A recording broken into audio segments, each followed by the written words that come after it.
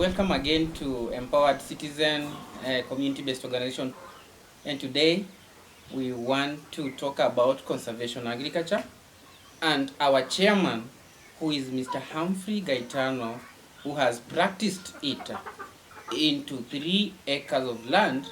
He has a story to tell. My name's Humphrey Gaetano. We are doing conservation agriculture, and conservation agriculture entails many things. We are indeed encouraging a minimal tillage. We don't want to disturb the soils. We want the soils the way they are, because we believe that fertility is on the top of the soils. So you don't disturb the top part of the soils, because that is where the roots of your plants will go looking for fertility. So we first of all do reaping. There's a special tractor for that makes reapers. And in those reaped furrows, like particularly myself, I had to put a boma manure in those furrows, and then coming the time of planting, I took a micro planting from Yara. Did the planting of my maize with the same fertilizer. I had gone for the best variety of maize. I really prefer a tembo, and you can see it from even the display of the crop that you'll be seeing on this program. So after which I top dressed with my crop, top dressing still from Yara. And before the maize germinated after planting, I had to eradicate the weeds. And we do the eradication of the weeds with herbicides. So that is 3 days after planting. So I used Roundup, Turbo. It's the best. It clears all the hard weeds that people struggle with, especially during these heavy rains. We have weeds that are so resistant. And then after the maize germinates, we have to prevent the growth of the germination of weeds. We kind of want to delay the growth to give time for the maize to grow and mature. So we apply Lumax, and Lumax is the best because it has a capability of making even the crop grow healthier. Apply it with compared with other herbicides, you will see a very great difference, especially when Lumax is used. So we use Lumax to prevent growth. It kills the young ones and prevent whatever is going to grow later. And that's it. That is much about conservation farming. We want now to talk about crop pest management, which is fall armyworm on maize, and health of the maize crop while using Uxol foliar feed from their company limited. Mr. Gaetano will be telling us a story, a success story about Belt and Uxol compared to the neighbor's farm. Yeah, we are not experts in that, but that is what we use. You can even compare my crop with the neighbor's crop. You'll see a great difference. Mine is leafy, and the neighbor's is kind of struggling to come up from the ground. So it's important to spray that foliar to make your plant more vibrant. Yeah. Remember, the whole world is running from agriculture because it is a culture. And today we want to talk about business in maize farming, comparing the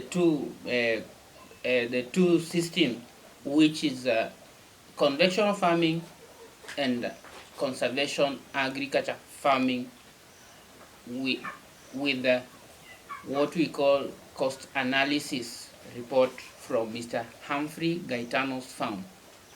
Maybe tell us about comparison. You used a long time ago, you used to do conventional farming, but now you decided to, since you started doing conservation agriculture, what can you tell us in the economy compared? Conservation agriculture is the cheapest way of farming, by the way. Let me just give an example. In the conventional farming, you'll have the business of plowing, replowing, and then planting is common to conservation and conventional. But again, you will need to weed, and because of the heavy rains, you will kind of need to weed maybe twice. So it becomes very expensive compared to conservation agriculture. For conservation agriculture, I am not plowing, I am not replowing. I am just planting and spraying, and that is all. And if you compare the two, like the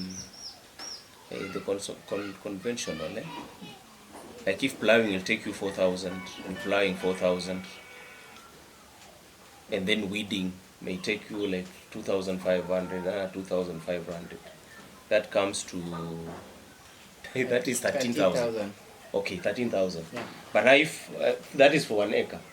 But if you go to conservation farming, it is round up 1,000, Lumax 2,000.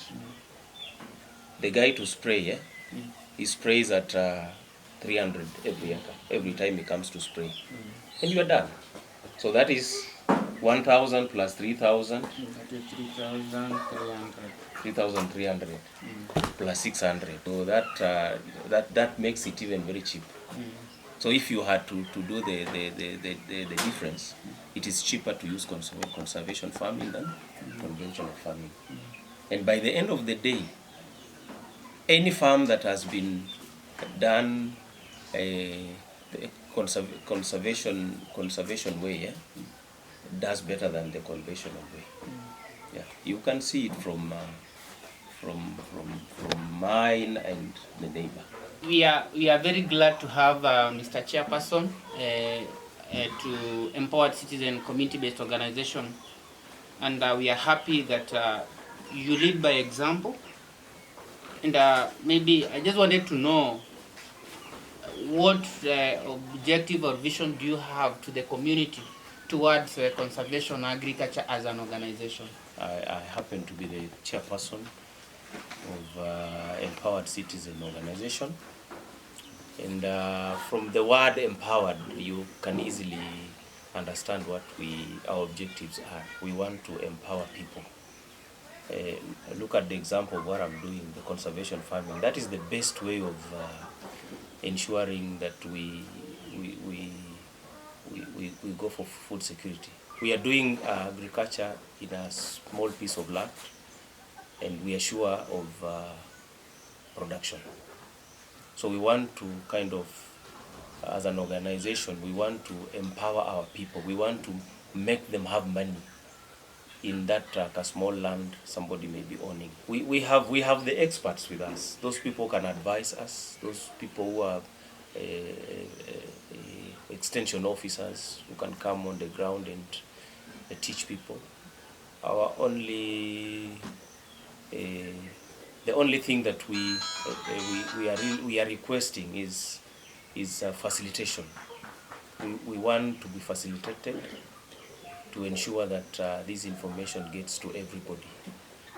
I've been following you on Facebook, fan page, and on YouTube, and found that you are doing very great job on the ground, and realized that you have direct beneficiaries that total up to 500, and indirect beneficiaries adds up to 5,000. How do you fund your organization as a chairperson? We currently are just doing contributions among ourselves. We are indeed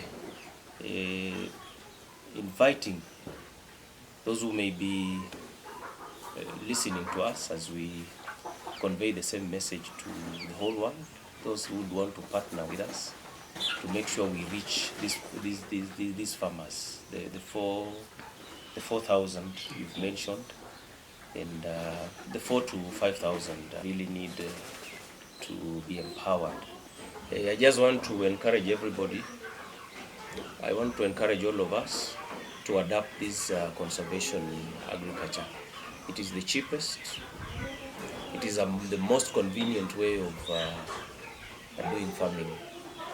And like I said, you require very little labor to maintain a conservation farm. So I just want to encourage you. You can see from what you're seeing, it is the best way and the most convenient one that one can adapt. Thank you for watching us. My name is Mkulima Bila Jembe, empowered citizen, community-based organization.